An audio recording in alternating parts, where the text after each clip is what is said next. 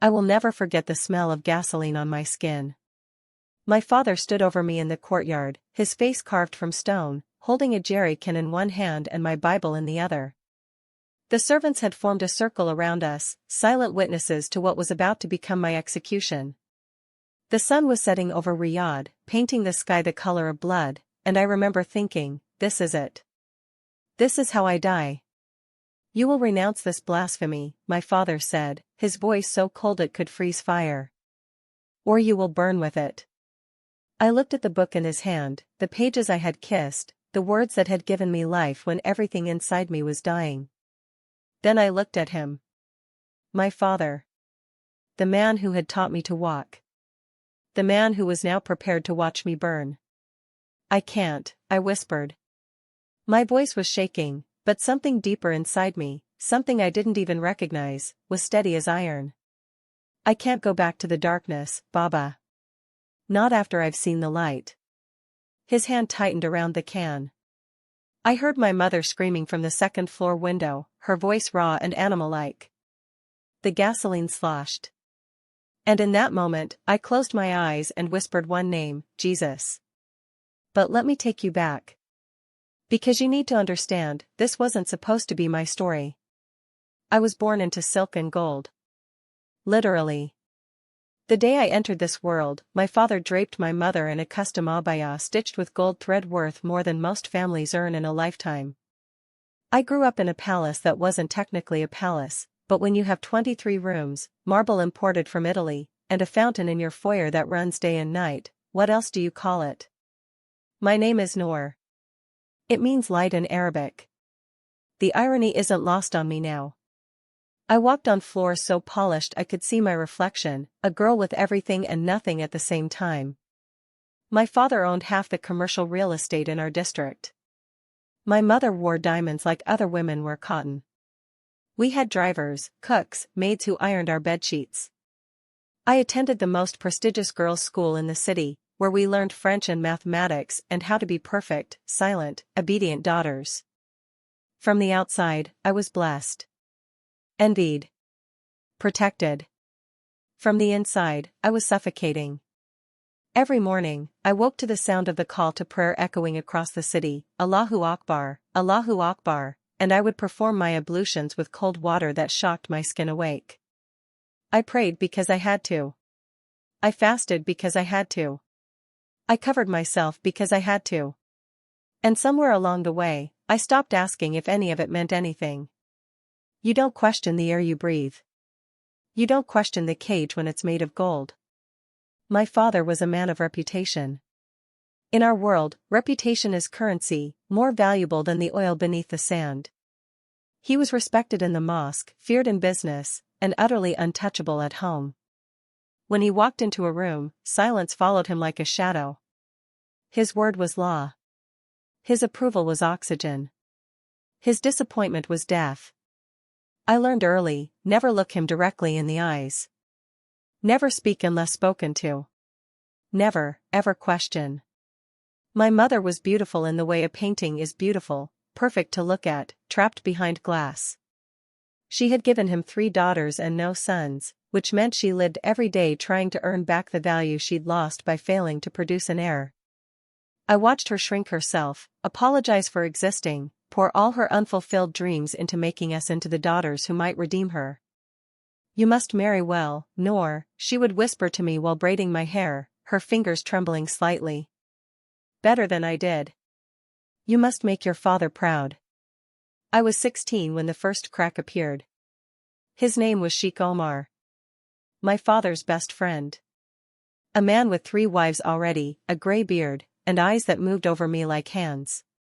He visited our home often for business and tea, and I would serve them in the majlis, pouring cardamom coffee into tiny cups, keeping my gaze down, playing the role of the invisible daughter.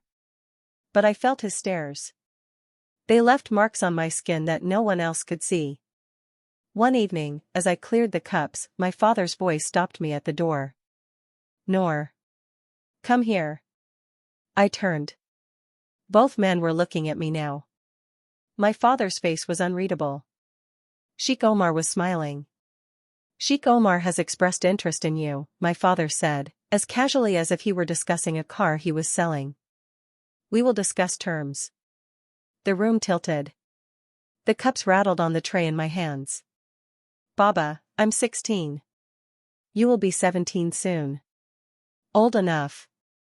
His eyes locked onto mine, and I saw it then, the deadness behind them. Black.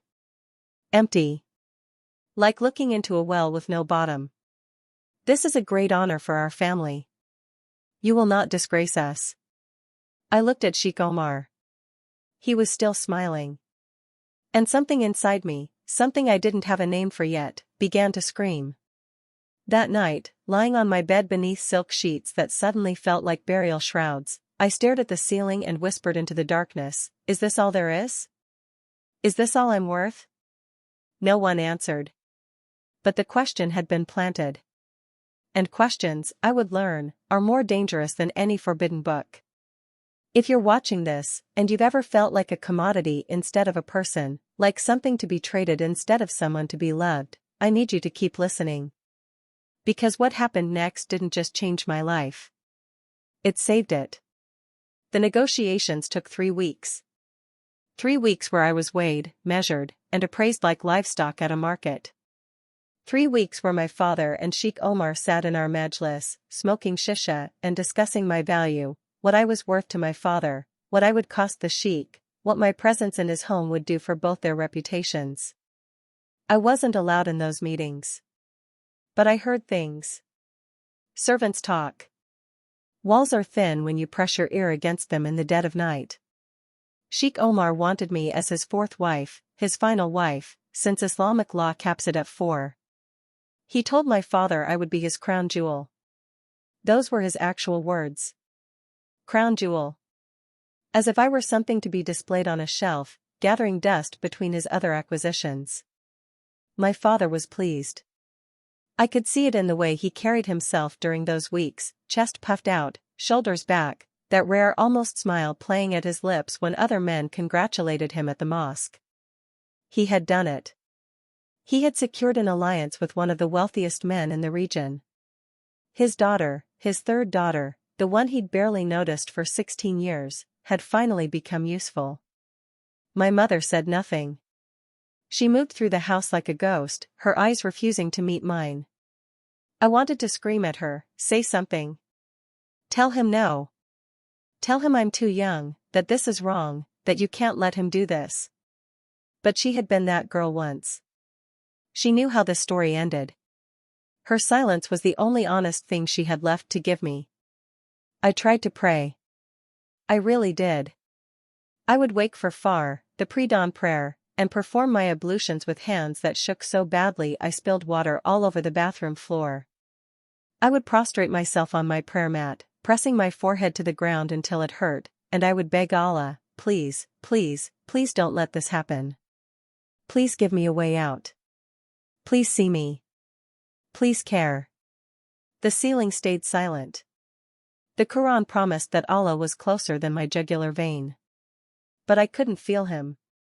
I recited every surah I had memorized, made every dua I knew, fasted extra days, gave extra charity from my allowance.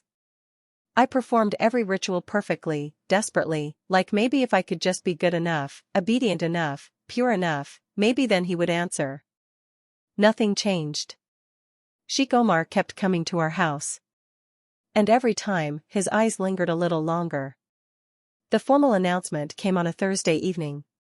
My father summoned the entire family to the main sitting room, my mother, my 2 younger sisters, even my grandmother who rarely left her quarters. The air smelled like expensive oud perfume and something else I couldn't name. Fear, maybe. Or death. Sometimes they smell the same. I sat on the floor cushion with my sisters on either side of me. Layla, who was 14, kept glancing at me with wide, terrified eyes. She knew. Amira, only 11, was playing with the fringe on her scarf, oblivious to the execution about to take place. My father stood. In our culture, when the patriarch stands, everyone else's world stops spinning. We have been blessed, he began, his voice carrying the practiced authority of a man who had never been told no. Sheikh Omar bin Abdullah has asked for Noor's hand in marriage. I have accepted. The contract will be signed in 2 weeks. The wedding will take place 1 month after her 17th birthday. The words hit me like physical blows. 1 month after my birthday. I had 3 months. 3 months of freedom left. 3 months of being Noor before I became, what? Wife number 4? A womb for his children? A decoration for his home? This is a tremendous honor, my father continued, looking directly at me now. Sheikh Omar is a righteous man, a pillar of our community. You will want for nothing. You will live in luxury. You will. I don't want to. The words came out of my mouth before I could stop them. Small. Trembling. But they were out there now, hanging in the air like blasphemy. The room went so quiet I could hear my own heartbeat hammering in my ears. My father's face didn't change. That was somehow worse than if he'd shown anger. What did you say? I don't want to marry him, Baba. My voice was stronger now, even as my body was shaking. Please. I'm too young. He's too old. He already has 3 wives. I want to finish school, I want to. You want? My father's voice was soft. Deadly. Since when does what you want matter? He moved toward me, and I instinctively flinched back. He noticed. Something flickered in his eyes, satisfaction, maybe, at my fear. You are not a son, he said, each word precisely placed like a knife between my ribs. You are not an heir. You are not brilliant. You are not beautiful enough to marry a prince. You are a daughter, a financial burden I have fed and clothed and sheltered for 17 years. This marriage is not about what you want. It's about paying back what you owe. It's about finally being useful. I felt something break inside me then. Not my spirit, not yet. But something else. Some final thread of hope that my father might love me. That I might matter to him as more than a bargaining chip. Your mother was married at 16, he continued. She didn't cry. She didn't complain. She understood her duty. I expect the same from you. I looked at my mother. She was staring at her hands, folded in her lap. A single tear rolled down her cheek, but she didn't make a sound. She was showing me how to do this. How to break silently. How to die while still breathing. My grandmother spoke then, her ancient voice crackling like old paper. The girl will learn to accept it. They always do. That night, I stood on my bedroom balcony and looked out over the city. Riyadh stretched before me, glittering lights, massive buildings, wealth beyond imagination. And somewhere in that sprawl was Sheikh Omar's compound, the golden cage that would replace this golden cage. I gripped the railing so hard my knuckles went white. Below me, the marble courtyard waited. 3 stories down. It would be quick, I thought. A moment of falling, and then, freedom. Silence. Peace. Have you ever stood on the edge and thought about jumping? I need you to understand, I wasn't suicidal. I was just, done. Done being property. Done being worthless. Done praying to a God who wouldn't answer. I leaned forward. Just slightly. Just enough to feel the gravity pull at me. And then I heard my little sister's voice behind me, Noor? Are you okay? I turned. Amira stood in my doorway, clutching her stuffed rabbit, her eyes full of confusion and love. I'm fine, Habibi, I lied, stepping back from the edge. Go back to bed. She ran to me and wrapped her small arms around my waist. I don't want you to leave, she whispered into my stomach. Can't you stay? I held her tight and felt hot tears finally spill down my cheeks. I don't think I have a choice, baby. But even as I said it, something stirred in my chest. Something small and stubborn and absolutely furious. A voice that sounded like my own but stronger. There has to be another way. There has to be something more than this. I just didn't know where to find it yet. The answer would come from the last place I ever expected, the most forbidden, dangerous, heretical place imaginable. I became obsessed with prayer. Not the obligatory 5 prayers a day, I had been doing those since I was 7 years old, reciting Arabic words I barely understood, movements I had memorized like choreography. No, this was different. This was desperate. I started waking up at 2 a.m., in that dead hour when even the city sleeps, and I would pray tahajjud, the voluntary night prayer that's supposed to be when Allah is closest, when He's most likely to listen. I would stand on my prayer mat with my arms raised, whispering, then speaking, then sometimes almost shouting into the darkness, "Please. Please. I'm begging you. Change his mind. Change my father's heart. Send a sign. Send help. Send anything." My knees developed bruises from how long I stayed in prostration. My eyes were swollen every morning from crying into my sajda. The carpet bore the stains of my tears. But heaven stayed silent. I fasted Mondays and Thursdays, extra fasts, voluntary fasts, the kind that are supposed to earn you special favor. I would sit at the dinner table, lightheaded and hollow, watching my family eat while my stomach cramped with hunger, thinking, this has to count for something. This sacrifice has to mean something. It didn't. I memorized more Quran. I gave away half my jewelry to charity. I begged my mother to take me to the mosque, not the women's section where we usually prayed in the back, separated by a curtain, but she wouldn't. "Your father says you need to stay home now," she said quietly. "It's not appropriate for a bride-to-be to be seen in public too much." So I prayed at home. Alone. In my room that was becoming less like a bedroom and more like a prison cell. Have you ever screamed at God? Not out loud, I wasn't that brave or that stupid. But in my head, lying in bed at night, I would rage at Allah, "Where are you? They say you're merciful, where's the mercy? They say you're just, where's the justice? I'm 16 years old and they're selling me like cattle and you're doing nothing."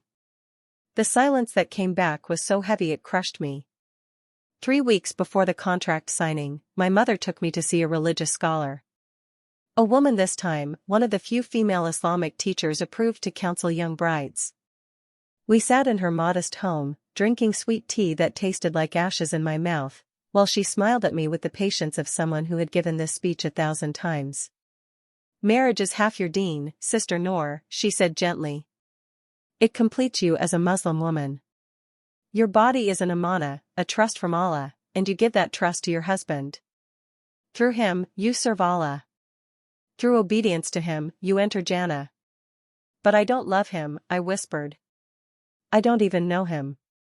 "Love comes with time, inshallah. Your duty comes first." She reached across and patted my hand like I was a child who didn't understand simple mathematics. "Allah has written your destiny, sister. This marriage is your qadr. To fight it is to fight Allah's will." I wanted to throw the teacup at her face. Instead, I nodded. Smiled. Said Jazakallah khair for her wisdom.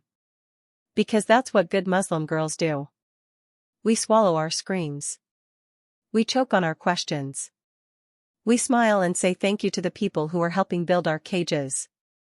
That night, I performed my Isha prayer, the final prayer of the day, and I stayed on the mat afterward, making dua. But this time, something was different. This time, I wasn't begging. I was accounting. "I have done everything right," I whispered into the darkness. "I have fasted. I've prayed. I've memorized your words. I've covered myself. I've been modest. I've been obedient. I've been good. I have done everything you asked. And you are letting this happen to me." Silence. "Are you even there?" More silence. "Because if you are, you don't care. And if you don't care, then what's the point of any of this?" I waited for lightning to strike me. For the ground to open up and swallow me for my blasphemy. For something to happen. Nothing did. And that's when I realized, I was alone. Completely, utterly, terrifyingly alone. I started having nightmares. Every night, the same dream with different variations. I'm standing at the wedding, dressed in red and gold, my hands decorated with henna I didn't want. Sheikh Omar lifts my veil with hands that feel like claws. But when I look at his face, there's nothing there, just a void where his features should be.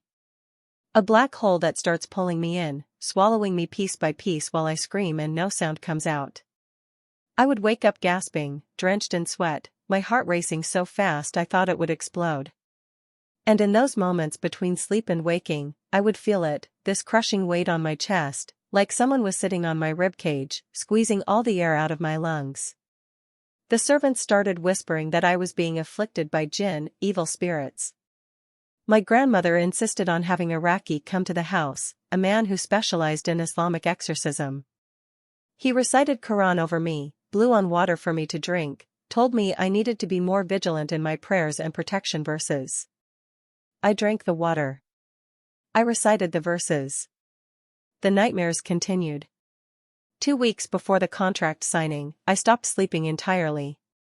I would lie in bed, staring at the ceiling, watching the shadows shift as the night crawled toward dawn.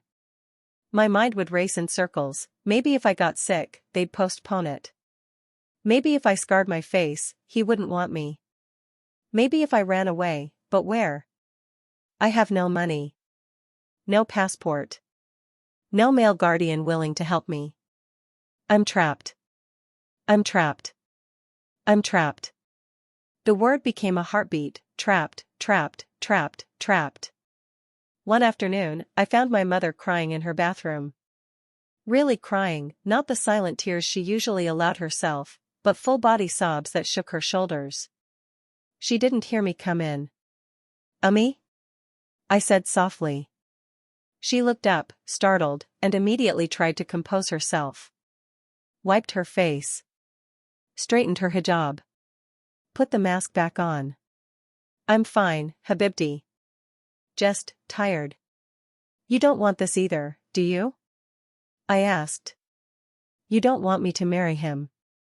For a moment, just one moment, I saw the truth in her eyes. The guilt. The grief. The helplessness. "What I want doesn't matter," she said finally. "What your father decides is what Allah has willed." No. The word came out harder than I intended. Don't hide behind Allah. This isn't Allah's will. This is Baba's will. There's a difference. She stood up abruptly, fear flashing across her face. "Don't speak like that, Noor. Don't you dare. That kind of thinking, that's how girls destroy themselves and their families." "I'm already being destroyed, Mama. Can't you see that? I'm dying right in front of you." She grabbed my shoulders, her fingers digging in, her eyes wild with something between terror and fury. "Then die quietly," she hissed. "Die with dignity. Die like a Muslim woman should, in submission. Because if you fight this, he will kill you. Maybe not with his hands, but he will kill you. And then what? You'll be dead, and he'll marry Layla off to someone even worse, and it will all be your fault." She released me and turned away, her voice dropping to a whisper, "At least this way, you survive." I left her there and walked back to my room like a zombie. Her words echoed in my head, "Die quietly. Die with dignity. At least this way, you survive." But I didn't want to just survive. I didn't want to be a breathing corpse in an expensive abaya, going through the motions of a life that wasn't mine. I wanted to live. I just had no idea what that meant anymore. That night, I did something I had never done before. I prayed to Allah, but this time, I made a deal. "If you're real," I whispered into my pillow, "if you actually care, if there's any mercy in you at all, send me a sign. Something. Anything. Show me there's more to this life than being sold and used and discarded. Show me I matter. Show me truth." I paused, then added, "And if you don't, if you can't, then I need to know that too. Because I can't keep praying to silence. I can't keep hoping for nothing. I need to know, is there anyone out there who actually loves me?" I fell asleep waiting for an answer. And when it came from a place I never expected, from a God I had been taught to hate, holding a book I had been told would send me to hell. But that discovery? That changed everything. The answer came through my phone. It was a Tuesday afternoon, 10 days before the contract signing. I was supposed to be resting, my mother's orders, because brides needed to look fresh and radiant, but I was scrolling mindlessly through social media instead, trying to distract myself from the countdown clock ticking in my head. An ad popped up. Normally I would have scrolled past it without thinking, but something made me stop. It was a video of a woman, Middle Eastern, my age, maybe a little older, and she was crying. Not the pretty, delicate tears you see in movies. Real crying. Ugly crying. The kind I had been doing every night. The caption read, "I was hopeless. Suicidal. Then he found me." I almost kept scrolling. But her face, there was something in her face. Something I recognized. The look of someone who had been drowning and somehow found air. I clicked. She spoke in Arabic with English subtitles.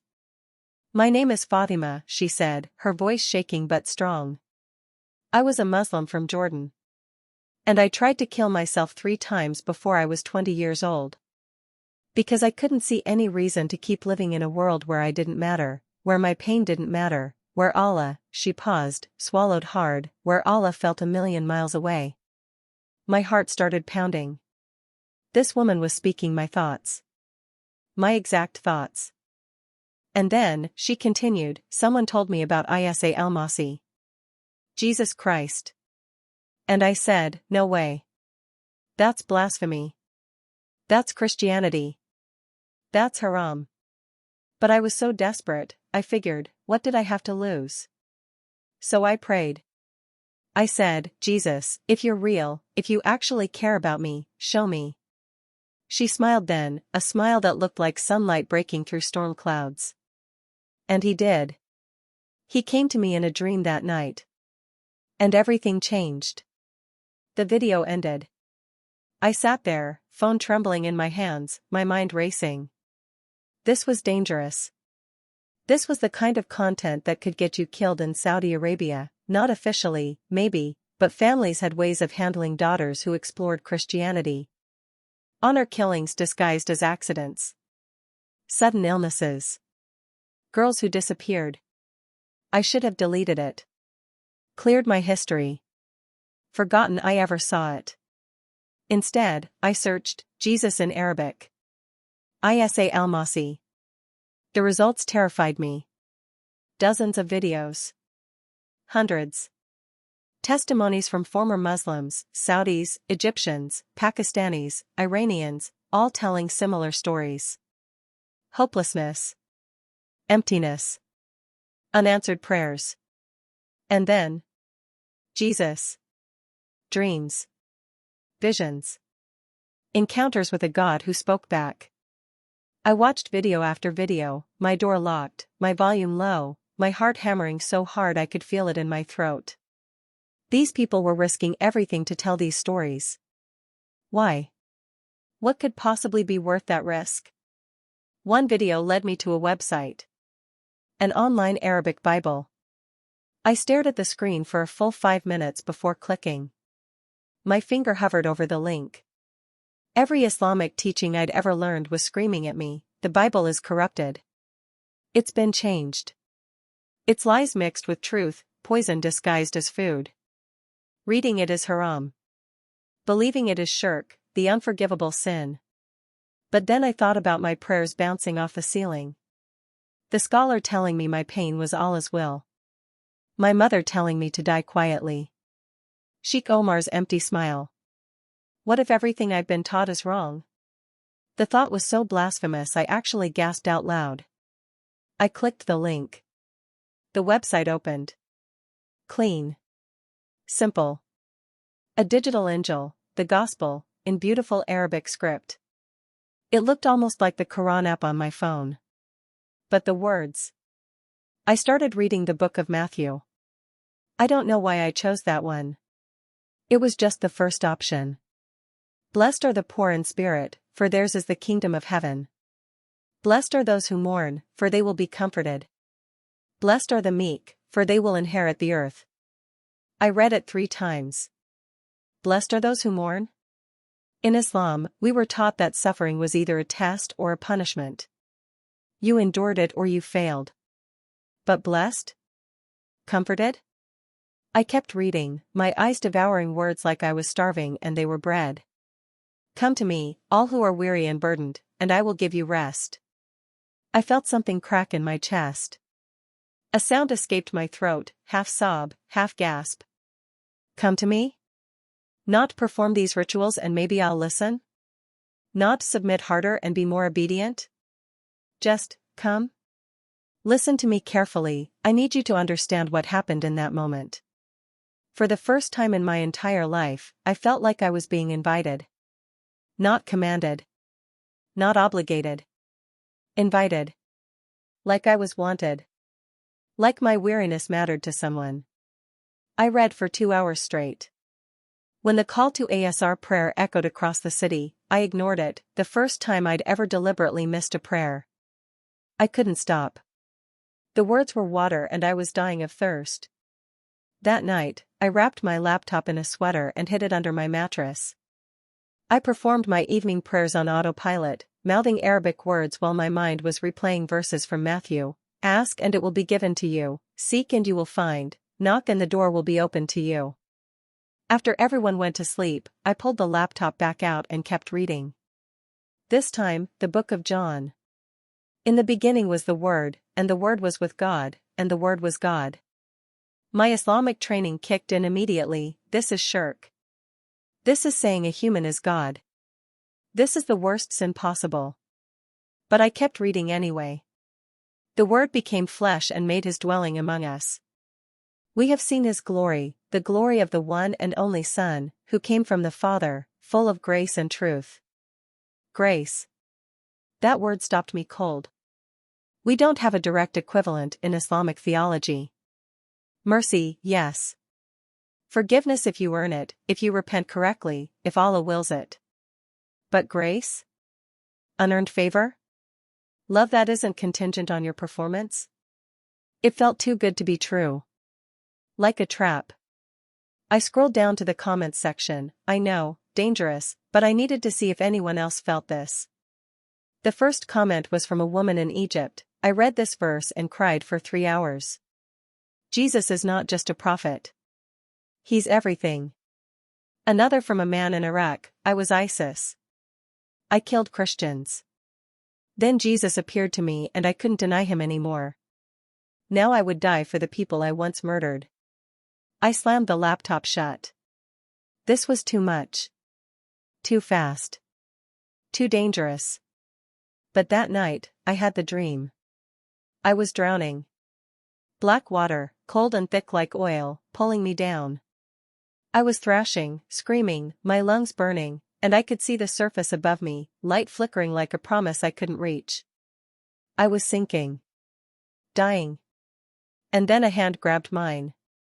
I looked up through the water and saw a figure, a man, his features blurred by the waves, but his grip was iron strong. He pulled me up until I broke through the surface, gasping and alive. In the dream, I knew who he was. I don't know how. I just knew. Jesus? I whispered. He didn't speak. But he smiled, and it was the gentlest, most devastating smile I'd ever seen. Like he had been waiting for me my entire life. Like finding me was the answer to his prayer. Then I woke up. I lay in bed, heart racing, tears streaming down my face. It was 3:47 a.m. The city was silent except for the distant sound of a car alarm. My room smelled like jasmine from the oil diffuser my mother had left running. Everything was normal. Everything was the same. Except I wasn't. Something inside me had shifted. Cracked open. Like I'd been living in black and white my entire life and someone had just turned on the color. For the next week, I lived a double life. During the day, I was the obedient bride-to-be. I attended henna consultations. Smiled when the wedding planner showed me fabric samples.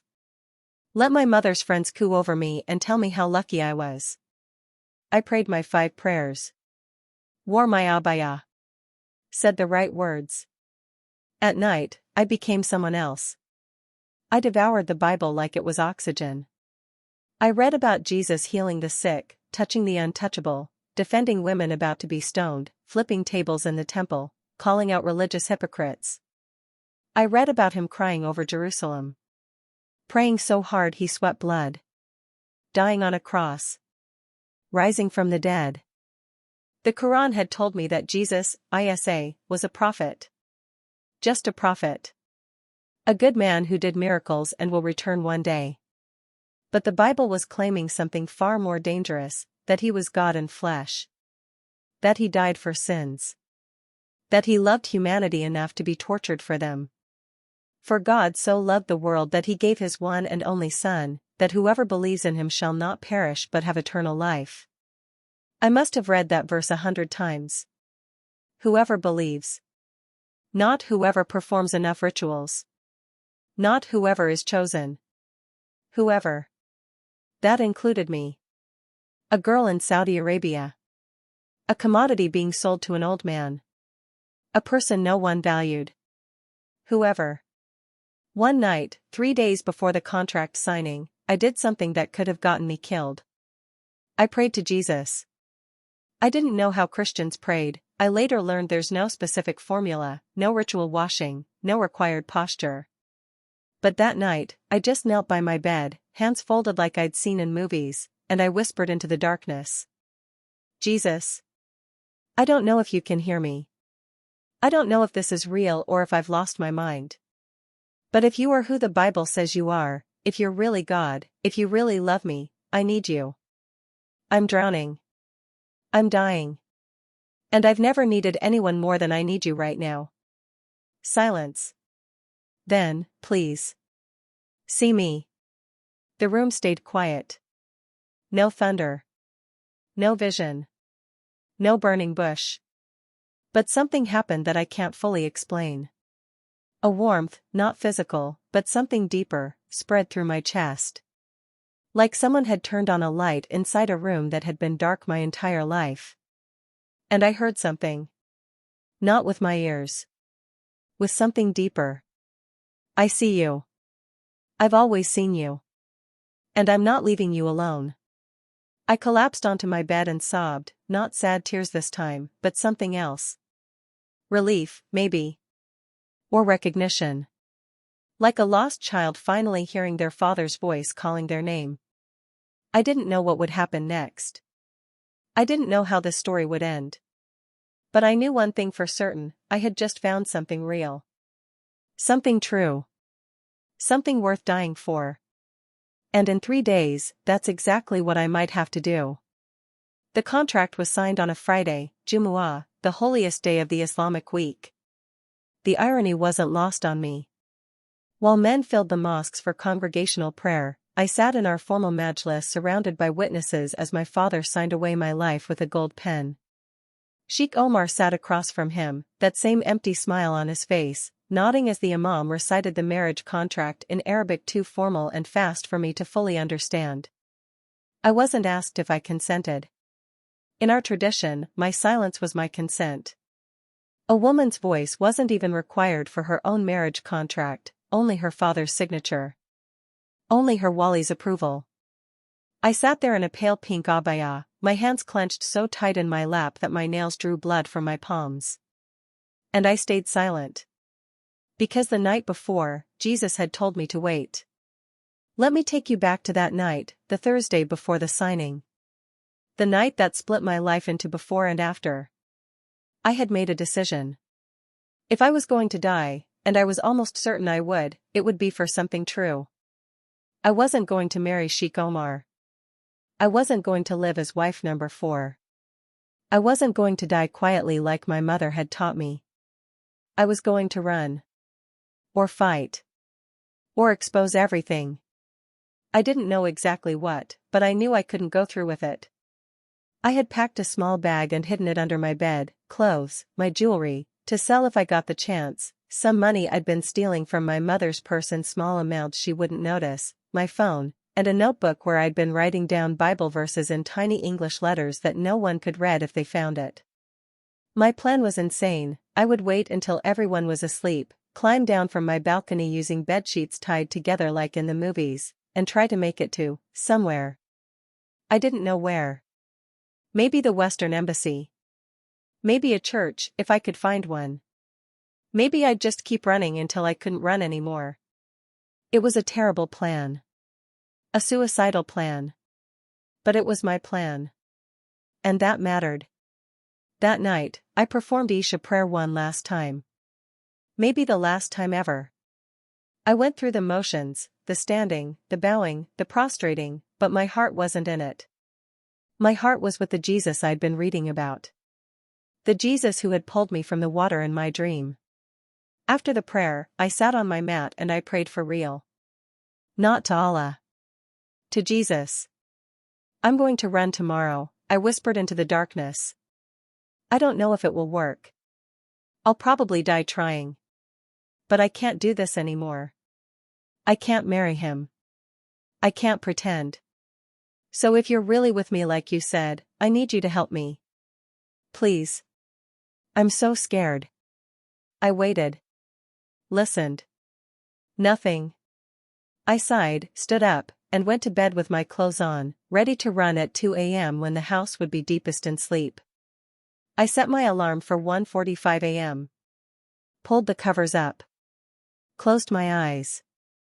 And that's when he came. I wasn't asleep. That's the part one needs you to understand. This wasn't a dream. I was lying in bed, eyes closed, fully conscious, and I felt the air in my room change. You know that feeling before a storm? When the pressure drops and the air gets heavy and electric? It was like that, but instead of feeling threatening, it felt safe. Warm. Like being wrapped in something softer than any blanket I'd ever touched. I opened my eyes. My room was filled with light. Not from my lamp, that was off. Not from outside, my curtains were drawn. This light was coming from everywhere and nowhere all at once. Soft. Golden. The color of honey and sunrise and something I didn't have a word for. And then I saw him. Jesus was standing at the foot of my bed. I know how that sounds. I know you might think I was hallucinating, that grief and fear had broken my mind. But I'm telling you, I have never been more certain of anything in my entire life. He was there. As real as you are. As real as I am. He looked. I don't even know how to describe him. Middle Eastern, definitely, olive skin, dark hair, dark beard. He was wearing a simple white robe that seemed to glow from within. But it was his eyes that destroyed me. His eyes were deep brown, almost black, but they weren't empty like my father's. They were full. Full of galaxies and stories and time and something so overwhelming I almost couldn't look directly at them. Love. His eyes were full of love. Not the conditional love I'd known my whole life. Not "I'll love you if you obey me" or "I'll love you if you make me look good." This was different. This was love that saw every ugly, broken, furious, terrified part of me and didn't flinch. Didn't turn away. Didn't demand I fix myself first. I tried to speak. My mouth opened but no sound came out. I was frozen, not in fear, but in awe. Like standing in front of something so vast and holy that your body forgets how to work. He smiled. And when he smiled, I understood why people in the Bible kept falling on their faces when angels appeared. Not because they were terrified, though there was an element of that, but because beauty that intense is almost unbearable. It splits you open. Noor, he said. His voice. Oh God, his voice. It was gentle but it had weight, like how I imagined mountains would sound if they could speak. It resonated not just in my ears but in my chest, in my bones, in the deepest part of my soul that I didn't even know existed until he said my name. Noor, he said again, and this time I started crying. Because the way he said my name, it wasn't like how my father said it, with disappointment, or how Sheikh Omar said it, with ownership, or even how my mother said it, with grief. When Jesus said my name, it sounded like a love song. Like he had been thinking about me since before the world began. Like saying my name brought him joy. "I'm dreaming," I managed to whisper. "This isn't real." "I am more real than anything you have ever known," he said. And the crazy thing was, I believed him. Every cell in my body believed him. He moved closer, not walking exactly, but somehow he was suddenly sitting on the edge of my bed. Close enough to touch. And I could smell something. It wasn't perfume or incense. It was like standing in a garden after rain. Like bread baking. Like home, even though I'd never had a home that felt like home. "You were going to run," he said. Not a question. A statement. I nodded, tears streaming down my face. "I have to. I can't marry him. I can't live like this. I'd rather die." "I know." His voice was so tender it made my chest ache. "I've heard every prayer you've prayed. Every scream you've screamed into your pillow. Every tear you've cried when you thought no one was watching." "Allah didn't hear," I said bitterly. "I begged him for months and he didn't care." Jesus reached out, and this is the part that broke me completely. He brushed a tear from my cheek with his thumb. His touch was warm. Solid. Real. "I heard," he said. "I've always heard. And I'm here now." "Why?" The word burst out of me like a dam breaking. "Why me? I'm nobody. I'm just a girl being sold like property. I'm not special. I'm not important. Why would you, God, why would you come here? Why would you care?" His eyes held mine, and I saw tears forming in them. Jesus was crying. "For me. Because I love you, Noor," he said, and his voice cracked slightly, like it hurt him to see me not know that. "I formed you in your mother's womb. I numbered every hair on your head. I've been with you every moment of your life, in the loneliness, in the fear, in the crushing weight of feeling worthless. I was there. And when you called out to me, when you asked if anyone loved you, I came. Because I've been waiting for you to ask." I was sobbing now, full body sobs that shook the bed. "I don't understand. I'm Muslim. I was taught you're just a prophet. That believing your God is shirk, the unforgivable sin. That I'll go to hell for this. The hell you're living in right now, being treated as less than human, being told your pain doesn't matter, being sold to a man who doesn't love you. That's not my will for you," he said, his voice firm but gentle. "I didn't come to give you more rules, more rituals, more religion. I came to give you life. Abundant life. Free life. Life where you're not property but my beloved daughter." "Daughter?" I whispered. "Daughter," he confirmed. "You are mine, Noor. You always have been. Before Islam, before your father's house, before this world even existed, you were mine. And nothing and no one can take you from my hand." I don't know how long we sat there. Time felt different, like it had stretched and bent around that moment. He told me things. Showed me things. Not in words always, but in knowing, the way you suddenly understand something without being taught. He showed me his hands. The scars were still there, dark marks in his wrists where nails had pierced through. He let me touch them. They were rough. Real. "I died for you," he said quietly. "I took every sin, every shame, every moment you felt worthless, I carried it to a cross. I bled for you. I died for you. And I rose again so that you could live. Really live. Not just survive." "What do I do?" I asked, my voice small. "The contract is being signed tomorrow. My father will kill me if I refuse now." "Sheikh Omar." "Wait," Jesus said. I blinked. "Wait. That's it? Just wait? Trust me," he said, and suddenly his hand was on my head, a blessing, a covering, something so sacred I felt unworthy to receive it. Go to the signing tomorrow. Stay silent. And watch me work. I am about to do something that will leave no doubt, to you or to anyone else, that I am who I say I am. I'm scared, I admitted. I know. But I am with you. Even when you can't see me.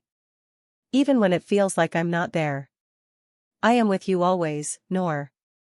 Until the end of the age. The light in the room began to brighten, not gradually, but suddenly, like a sunrise compressed into a second. I had to close my eyes against it.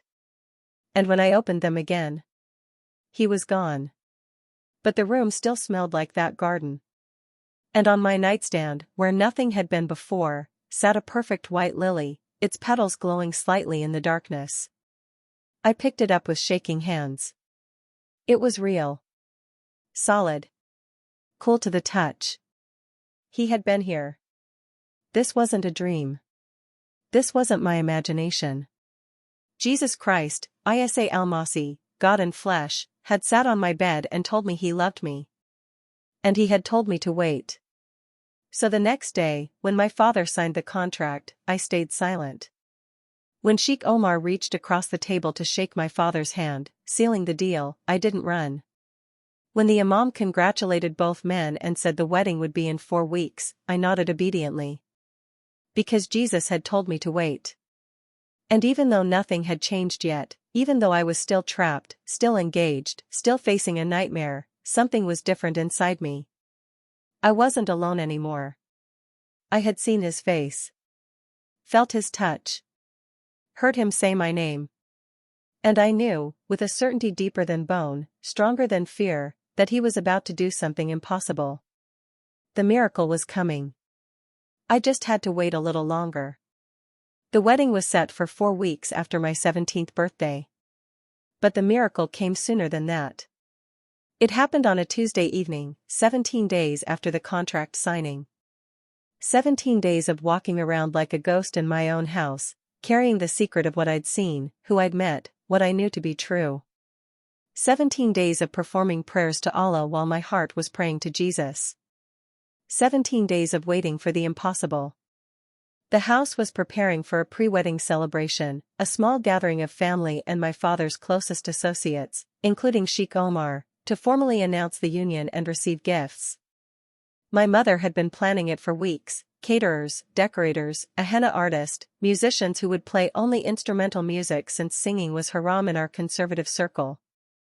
I spent the day being prepared like a doll. Showered with expensive oils. Dressed in a deep burgundy abaya embroidered with gold thread. My hair braided and pinned beneath a silk hijab.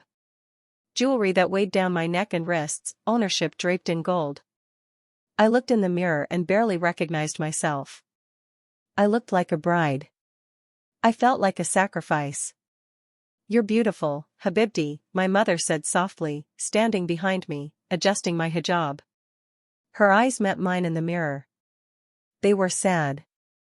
Resigned. Tonight is important. You must smile. You must be gracious. Make your father proud. I nodded. But inside, I was screaming Jesus's name over and over like a lifeline. Jesus, Jesus, Jesus. You said to wait. You said to trust you. Please. Whatever you're going to do, do it now. The guests arrived at sunset. About 40 people, men in the formal majlis downstairs, women in the separate sitting room upstairs. I was kept upstairs with the women, of course, serving tea and accepting congratulations that felt like condolences. Mashallah, Sister Noor, you're so blessed. Sheikh Omar is such a generous man. Your first baby will come quickly, inshallah. You're young and healthy. I smiled. Nodded. Said Jazakallah khair until the words lost all meaning. Around 8 p.m., my father summoned me downstairs, a rare breach of protocol, but this was a special occasion. I was to be presented to the male guests, to stand beside Sheikh Omar as he officially announced our engagement and the upcoming wedding date. My mother gripped my hand before I descended the stairs. Remember, she whispered urgently. Be silent. Be modest. Don't embarrass us. I walked down those marble stairs feeling like I was walking to my execution. Each step echoed too loud. My heart was hammering against my ribcage. The air smelled like oud and cardamom coffee and expensive cologne. The majlis was full of men, sitting on floor cushions, leaning against walls, all turning to look at me as I entered. I kept my eyes down. Hands folded. The perfect picture of modest submission. Sheikh Omar stood. My father stood beside him, his face proud in a way I'd never seen before. I was finally making him proud. By erasing myself. "Brothers," my father announced, his voice carrying through the room. "Tonight we celebrate the union of my daughter Noor to our esteemed brother, Sheikh Omar bin Abdullah. The wedding will take place in 3 weeks, inshallah. We ask for your du'as and your blessings." Murmurs of mashallah and barakallahu fikum rippled through the room. Sheikh Omar stepped toward me. He reached out and placed his hand on my head, a gesture of ownership, of claiming. His hand was heavy. Cold despite the warmth of the room. "I am honored," he said, addressing the room but speaking over me like I was furniture, "to take this young sister as my final wife. She will be well cared for. She will want for nothing. And she will, inshallah, give me many sons."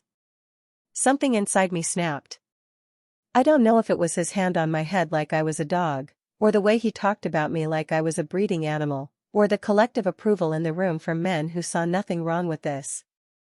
But I heard a voice, not audible, but undeniable, whisper in my spirit, "Now. Speak now." "I can't do this," I said. The room went silent. 40 men stopped breathing at once. My father's face drained of color. "Noor. I can't marry him," I said louder, looking up now, meeting Sheikh Omar's eyes for the first time. "I don't want this. I don't consent to this. My father moved so fast I didn't see it coming. His hand cracked across my face with a sound like a gunshot. I stumbled backward, my cheek exploding in pain, stars dancing in my vision. "You will be silent," he roared, his face twisted into something I barely recognized. This was the man who had given me life. And he looked like he wanted to take it back. Sheikh Omar's expression didn't change. He just watched. Evaluating. Calculating. "She's young," he said dismissively to my father, as if I wasn't standing right there bleeding from my lip. "She doesn't understand her own good.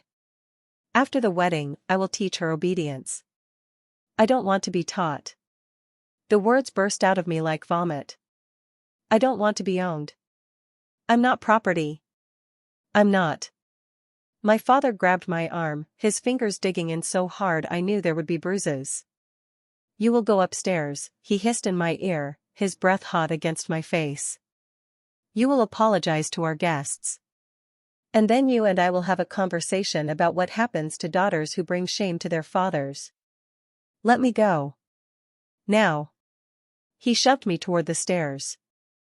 I stumbled, caught myself on the railing. The room was staring at me, 40 men witnessing my humiliation, my rebellion, my destruction. Some looked uncomfortable. Most looked angry. A few looked eager to see what would happen next. And then I felt it. That warmth I'd felt the night Jesus came to my room. That presence. That certainty that I wasn't alone. I straightened up. Wiped the blood from my lip. And I spoke words I didn't plan, words that came from somewhere deeper than my own courage. "I reject this marriage. Not because I'm being rebellious. But because I've met the truth. And his name is Jesus Christ." The room exploded. Men shouting. My father lunging at me. Sheikh Omar's face finally showing emotion, rage, pure and undiluted. Someone yelling "Murtad. Apostate." Someone else shouting to call the religious police. My father's hand closed around my throat. "You will take that back," he said, his voice deadly quiet despite the chaos around us. "You will renounce this blasphemy right now, or I will kill you myself. I swear by Allah, I will kill you." I couldn't breathe. His grip was iron. Black spots danced at the edges of my vision.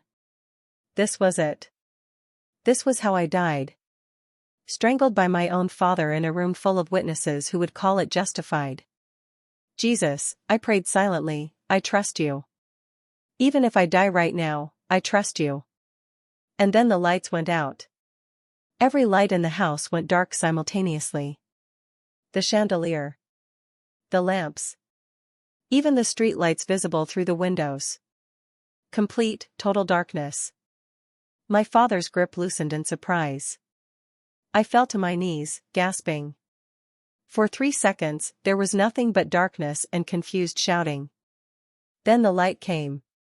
Not from the electrical lights, those stayed dark. This light was the same golden, honey-colored light that had filled my bedroom. It started in the center of the room, a pinpoint of brightness that expanded rapidly until the entire majlis was illuminated in that supernatural glow. And in the center of the light stood Jesus. He was exactly as I'd seen him before. White robe. Dark hair and beard. Eyes like galaxies. But this time, he wasn't gentle. He was powerful. Terrifying. Beautiful in a way that made grown men fall to their faces. Who dares, my father started to say, but his voice died in his throat when he saw him. Every man in that room knew. Muslim or not, scholar or not, believer or not, when you see God in flesh, something in your soul recognizes him. You can deny it later, convince yourself it was a trick or a hallucination. But in that moment, you know. Jesus' voice filled the room, not loud, but it carried a weight that made the walls shake. You call yourselves men of God, but you have forgotten what God requires. Justice. Mercy. Humility.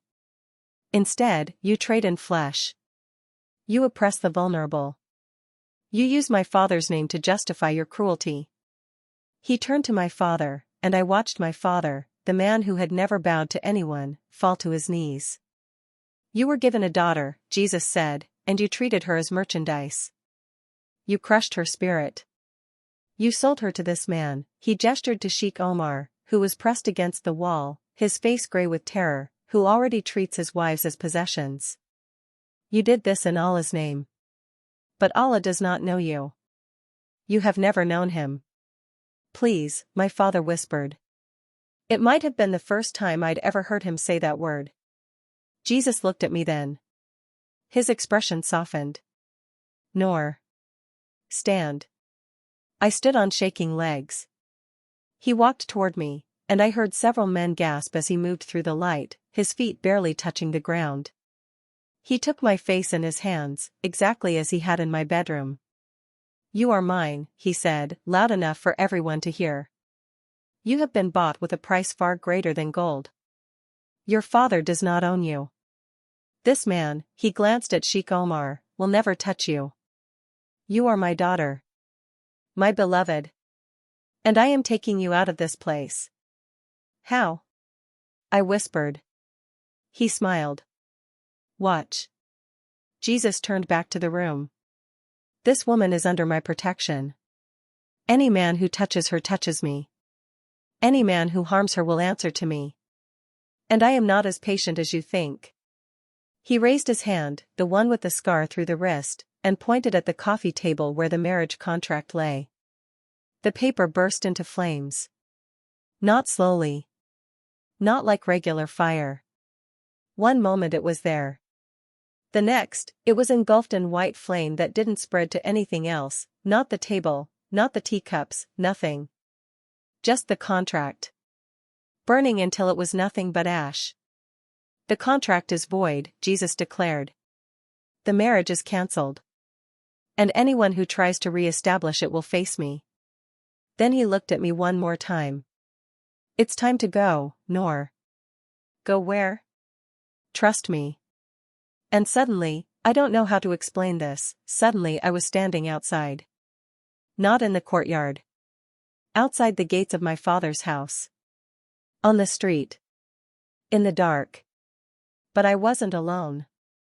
A car was parked there with its lights on. A woman got out, Middle Eastern, maybe 40, with kind eyes. She held out her hand to me. Noor, she said in Arabic. I'm Miriam. Jesus sent me to get you. We need to go. Now. I looked back at the house. Through the windows, I could see chaos, men shouting, running, my father on his knees, the golden light still glowing. Get in, Miriam urged. They'll come for you any second. I got in the car. As we pulled away, I watched my father's house shrink in the rearview mirror.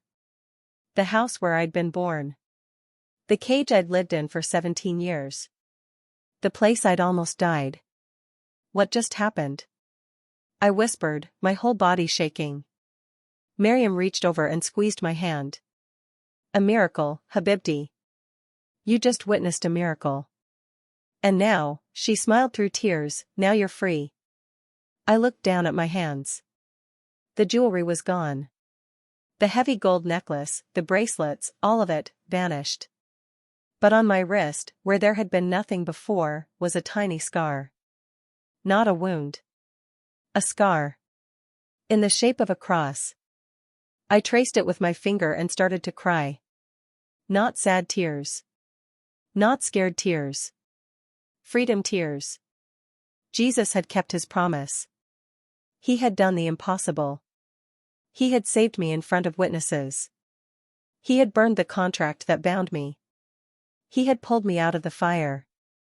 And as we drove through the streets of Riyadh toward a new life I couldn't even imagine yet, I whispered into the darkness. Thank you. Thank you. Thank you. And I felt him whisper back. I told you to wait. I told you to trust me. I never break my promises, beloved. Miriam drove like a woman running from death, because we were. She took side streets I'd never seen, alleys I didn't know existed in the city I'd lived in my whole life. Every few minutes, she checked the rearview mirror, her jaw tight, her knuckles white on the steering wheel. Where are we going? I asked, my voice barely above a whisper. The adrenaline was wearing off, and reality was crashing in like a wave. I had just witnessed Jesus Christ appear in my father's house. I had just been transported, somehow, impossibly, outside the gates. I had just watched a legal marriage contract burn with supernatural fire. And now I was in a car with a stranger, driving through Riyadh in the middle of the night, wearing a burgundy abaya soaked with my own sweat and blood from my split lip. Somewhere safe, Miriam said. A house. Other believers. People who understand. Believers?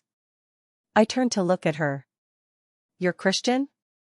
She glanced at me, and in the dim light from the dashboard, I saw tears streaming down her face. I was Muslim for 37 years, Habibti. Born and raised in Jeddah. Married at 16 to a man who beat me. 3 children. Perfect Muslim life on the outside, dying on the inside. She wiped her eyes quickly, never taking her focus off the road. Then Jesus came to me in a dream 5 years ago. And I've been helping women like you ever since. Women like me? Women who met Jesus and can't go back. Women whose families would rather kill them than let them leave Islam. Women who need to disappear. She turned down another dark street. You're not the first, Noor. And you won't be the last. My phone buzzed in my pocket. Then again. And again. I pulled it out with shaking hands. 43 missed calls. 67 text messages. All from my father, my mother, numbers I didn't recognize. I opened one text from my father. You are dead to me. If I find you, I will make it official. You have brought shame on this family. You will pay with your blood. My mother's text was worse. How could you do this to us? To me? I carried you for 9 months. I gave you life. And this is how you repay me? By becoming a kafir? By humiliating your father? You are not my daughter anymore. You are cursed. I dropped the phone like it had burned me. Miriam reached over and picked it up, rolled down her window, and threw it out into the street. Hey! I protested. That's my phone. That's how they'll track you, she said firmly. Everything from your old life, gone. You understand? Your phone, your cards, your social media, everything. That girl is dead now. You're starting over. Dead. The girl I was, Noor, the obedient daughter, the luxury princess in the golden cage, she was dead. And I had killed her. I should have felt grief. Instead, I felt something like relief. Like I'd been carrying a corpse on my back my whole life and finally let it fall. We drove for another 20 minutes before pulling into a neighborhood I'd never been to, modest houses, narrow streets, no marble or gold anywhere. Miriam parked in front of a small, plain home with a high wall and a metal gate. She honked twice. Paused. Once more. The gate opened. A man stood there, older, maybe 60, with gray hair and a kind face weathered by sun and time. He looked at me through the car window and his eyes filled with tears. She made it, he whispered. Alhamdulillah, he stopped himself. Praise Jesus. She made it. His name was Ibrahim. He and his wife Layla had converted from Islam 12 years ago after their son died in a car accident and Jesus appeared to them both on the same night. They had lost everything, family, business, social standing. But they had gained something bigger. They welcomed me into their home like I was their own daughter. Layla wrapped me in a hug that smelled like jasmine and home, real home, not the expensive emptiness I'd grown up in. She led me to a small bathroom, gave me clean clothes, warm water, soap that smelled like olive oil. Take your time, Habibti, she said softly. You're safe here. Breathe. I locked the bathroom door and collapsed onto the tile floor. Everything I'd been holding inside for the past 3 hours came pouring out, sobs that shook my whole body, sounds I didn't know I could make, grief and terror and relief all mixed together. I had escaped. Jesus had actually, literally, miraculously saved me. But I had lost everything else. My family. My home. My identity. My country. I looked at my reflection in the small mirror above the sink. My lip was swollen, my cheek bruised from my father's hit. My eyes were red and wild. I looked like a refugee. I was a refugee. I washed my face with the cool water and whispered, Jesus, what happens now? No audible voice answered. But I felt that warmth again. That presence. And I knew, somehow, that he was still with me. Even here. Even now. I stayed with Ibrahim and Layla for 6 days. 6 days of learning how to be a Christian. They taught me how to pray, not ritual prayers with specific words and movements, but actual conversation with God. Like talking to someone who loved me. Someone who listened. They taught me about grace. About how salvation wasn't something I earned through good deeds and perfect obedience, but something I received as a gift. A gift Jesus bought with his blood. You don't have to perform anymore, Noor, Ibrahim explained one evening as we sat on floor cushions, sharing simple bread and olive oil. You don't have to prove your worth. Jesus already declared your worth when he died for you. You're his daughter. That's settled. Now you just learn to live in that freedom. Freedom. I was tasting that word for the first time in my life. They gave me a Bible, a physical, Arabic Bible that I could hold. I read it constantly. The Gospel of John. The Book of Psalms. Romans.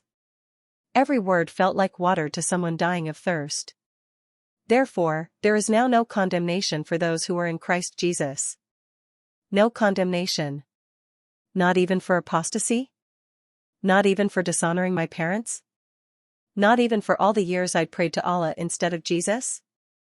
Not even, Layla confirmed, her eyes shining. That's the scandalous beauty of grace, Habibti. There's nothing you can do to make him love you more. And nothing you can do to make him love you less. You're his. Forever. But forever came with a cost. On the 4th day, Miriam came back with news. Her face was grim. Your father has filed a report with the religious police, she said. He's claiming you were kidnapped and radicalized by Christian missionaries. He's offering a reward for information leading to your return. My blood went cold. How much? 200,000 reals. That was nearly 50,000 US dollars. A life-changing amount of money for most people in Saudi Arabia. Enough to make anyone, neighbors, former friends, even other Christians, consider turning me in. There's more, Miriam continued. Sheikh Omar is claiming you're still his wife by contract, even though we all saw what happened. He's saying it was a trick, a hallucination caused by drugs or jinn. He's demanding you be returned to complete the marriage. But the contract burned. I said. Everyone saw it. They're denying it, Ibrahim said quietly. Or rewriting it. Saying you must have stolen the contract and burned it yourself as a diversion. That you were working with Christian agents. They've created a narrative that makes you the villain and them the victims. I felt sick. What do I do? Miriam knelt in front of me and took my hands. You run, Noor. You leave Saudi Arabia. We have contacts, an underground network of people who help ex-Muslims escape. We can get you to Jordan, then hopefully to a Western country where you can claim asylum as a religious refugee. When?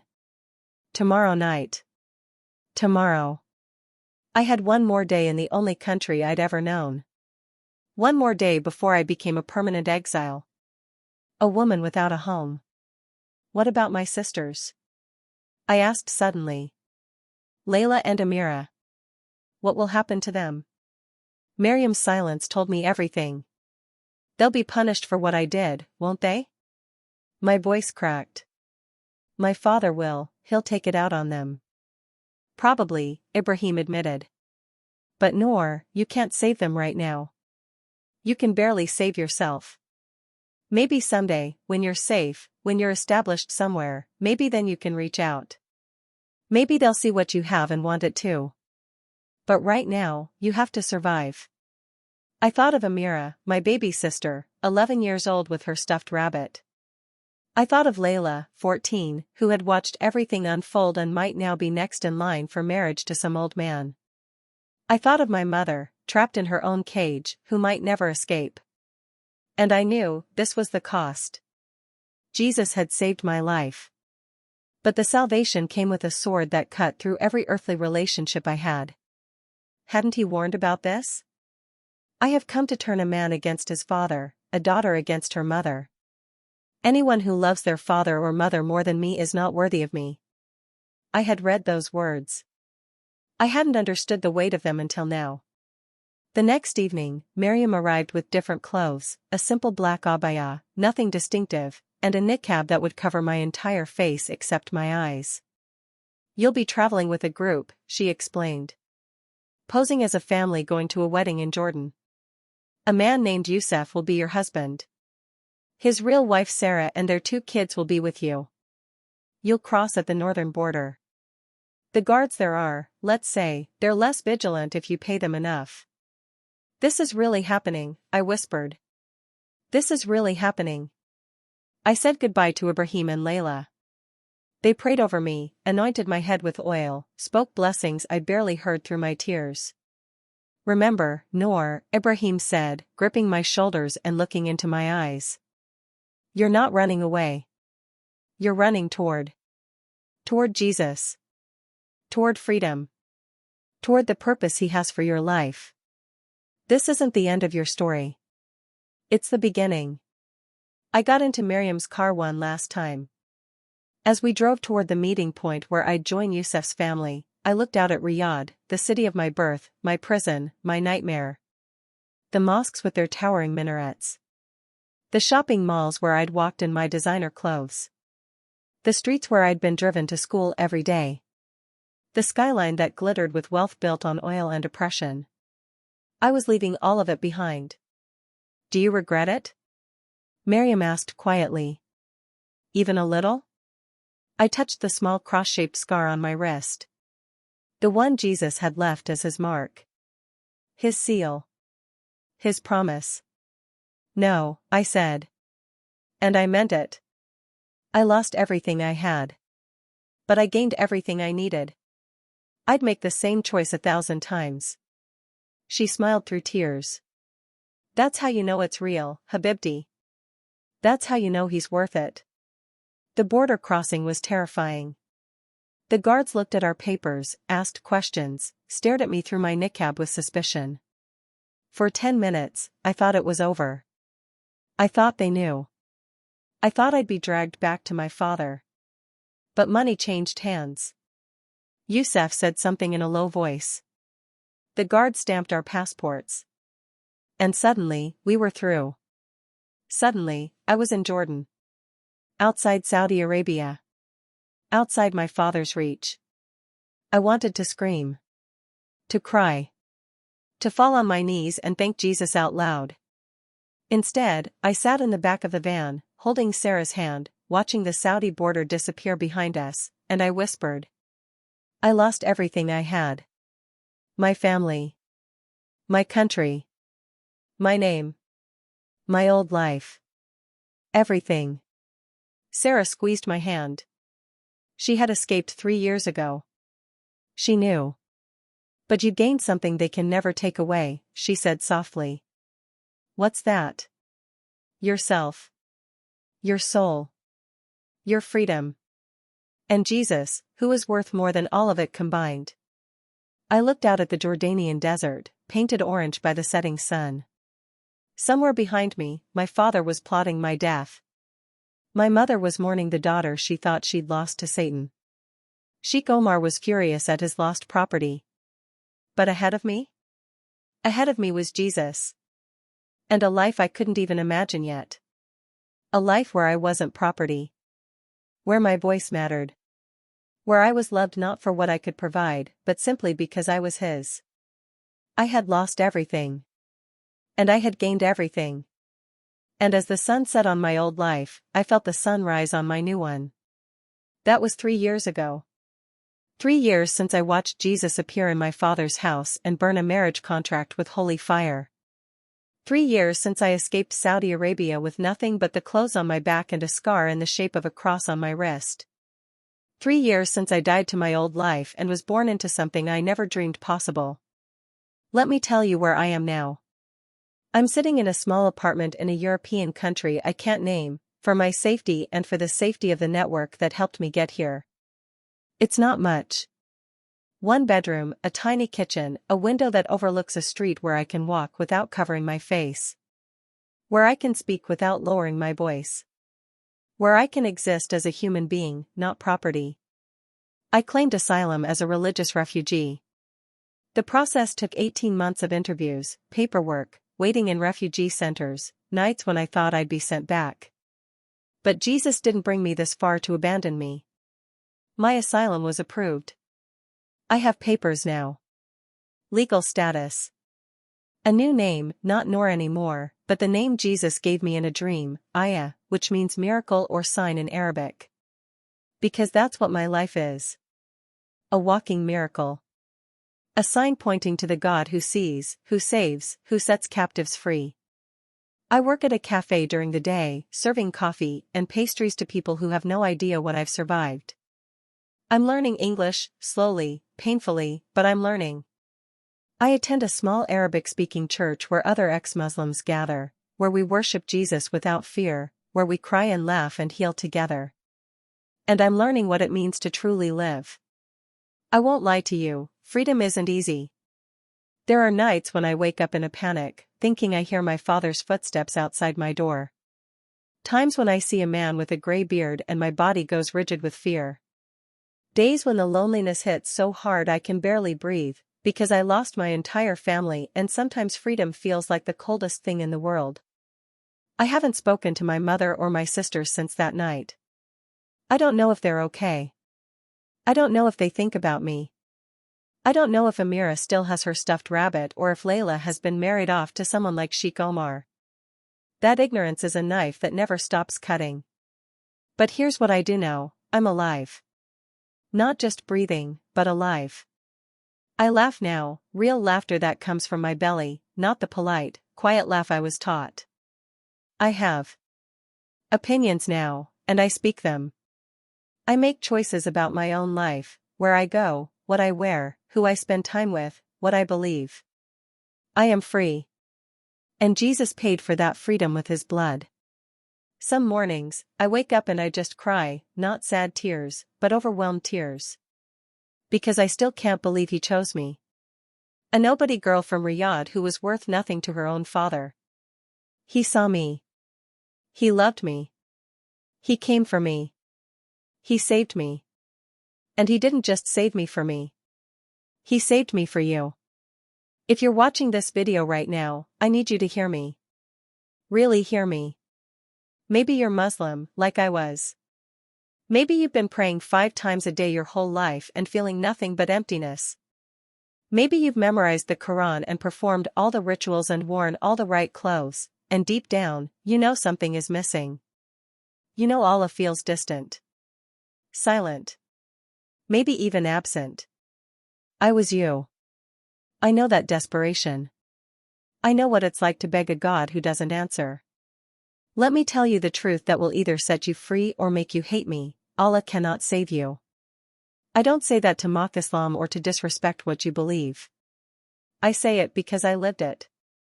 I tried everything, every prayer, every fast, every good deed. And I was still drowning. Jesus is the only one who pulled me out of the water. The Quran calls him Isa, a prophet, a miracle worker, a messenger. But the Bible reveals who he really is, God in flesh.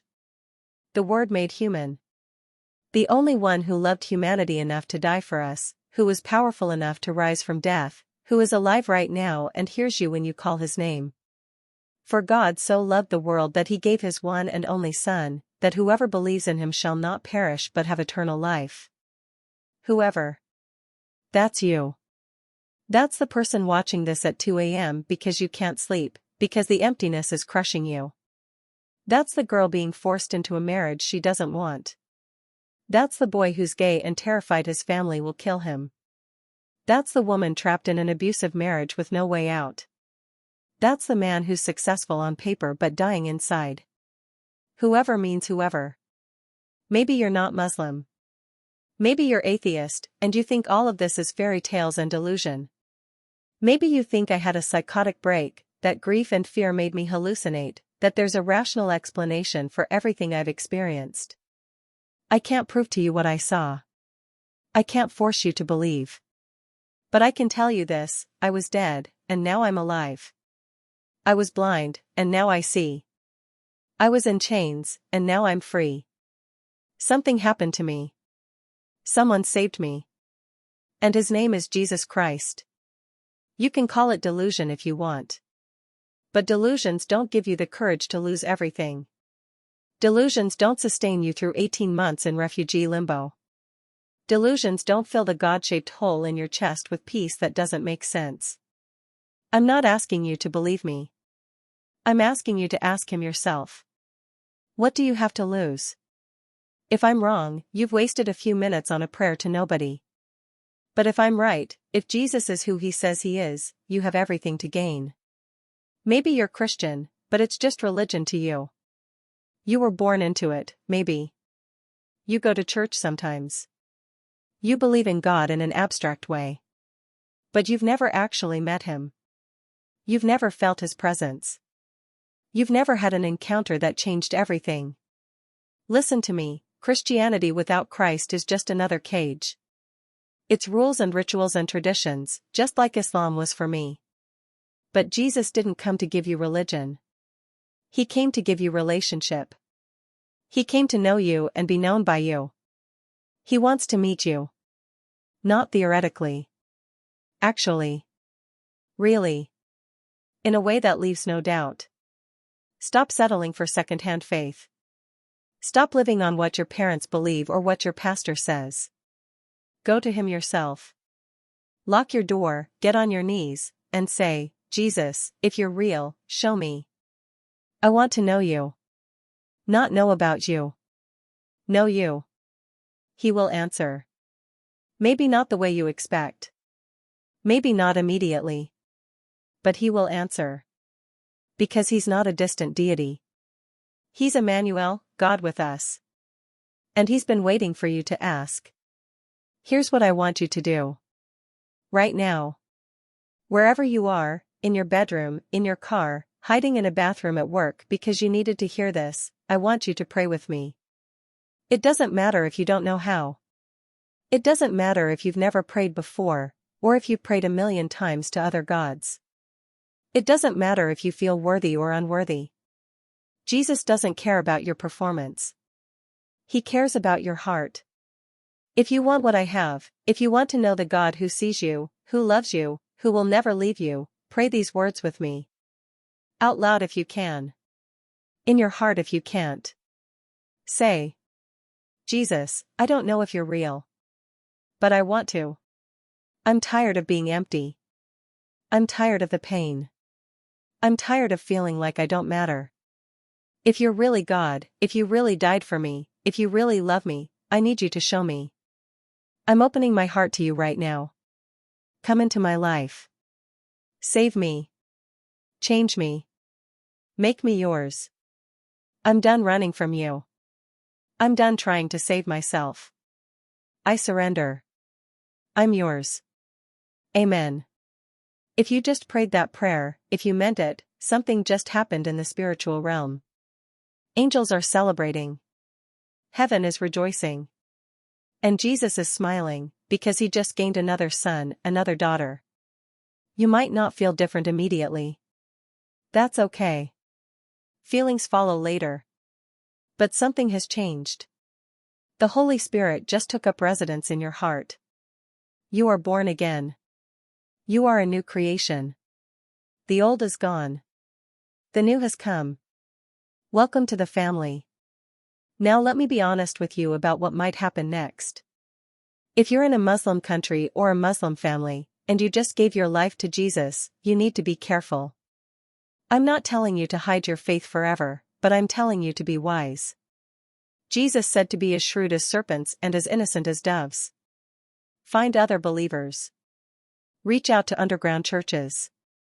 There are networks of people like Miriam and Ibrahim and Yusuf who help ex-Muslims. You're not alone. DM me if you need help. I can't give you my exact information publicly, but there are ways to connect safely. Don't tell your family until you're safe. I know that sounds cowardly. But martyrdom isn't the goal, faithfulness is. And you can't be faithful if you're dead. Protect yourself. Get to safety. Then live loudly for Jesus. If you're in a Western country and you just gave your life to Christ, go to a church. This week. Not eventually. This week. You need community. You need teaching. You need people who will help you grow. Christianity was never meant to be lived alone. Get a Bible. Start reading the Gospel of John. Pray every day, not rituals, just talk to God like He's your Father, because He is. Tell Him about your day. Your fears. Your hopes. He wants to hear it all. And expect opposition. Jesus warned us, the world hated Him, and it will hate us too. But don't be afraid. He has overcome the world. And He's with you. Always. I'm going to tell you one more thing before I end this. About 6 months ago, I had another dream. Jesus came to me again, not in the overwhelming glory like that night in my father's house, but gentle. Intimate. We were walking on a beach, the sand cold beneath my feet, the waves whispering against the shore. Are you happy, Aya? He asked me. I thought about it. Really thought about it. I thought about everything I'd lost. Everything I'd suffered. The loneliness. The trauma. The nights I still wake up shaking. Yes, I said. And I meant it. I'm happy. Because I have you. He smiled and stopped walking. He turned to face me, taking both my hands in his. You know why I chose you, don't you? He said. No, I admitted. I've wondered. I'm not special. I'm not particularly brave or smart or. You're mine, he interrupted. That's why. Because I wanted you. Because I loved you before the foundation of the world. Because you were worth every drop of blood I shed. You were worth it all. I started crying. Again. I seem to cry a lot these days, but they're good tears now. What do you want me to do?